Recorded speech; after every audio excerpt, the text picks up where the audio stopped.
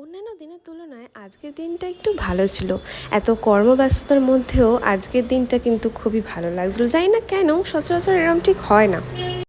তাই আর কি একটুখানি ক্যামেরার সামনে আসা, অনেক দিন প্রায় এই সোশ্যাল মিডিয়া লাইফ থেকে নিজেকে বিরতি দিয়েছিলাম। বাট আস্তে আস্তে কাজে ফেরা যাক। অফিস থেকে ফিরছিলাম আর তুমুল ঝড়ের মুখে পড়তে হলো। ওই যে একটু আগে সুখ বলে ফেলেছি, ব্যাস 2 মিনিটেই আমার সুখ শেষ। আর এই যে এত ঝড়ের মধ্যে দাঁড়িয়ে দাঁড়িয়ে প্রায় আমার 8টা বেজে গেছিলো।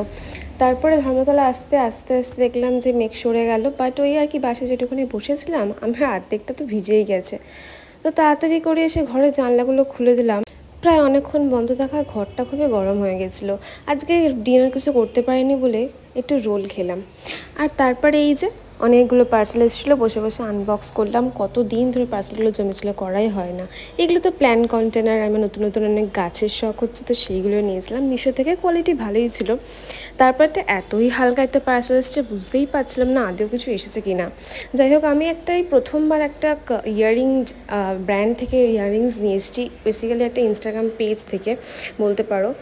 তো ফ্লিপকার্ট থেকে নিয়েছিলাম একটা পারফিউম সেট। এটা হচ্ছে বেলা ভিটা নতুন একটা ম্যাজিক্যাল সেন্ট বার করেছে, তো ইচ্ছা হচ্ছিলো নেওয়ার, একটা ফ্রেন্ডকেই গিফট করা ছিল, সেই বেসিসে আমারও নেওয়া হয়ে গেল।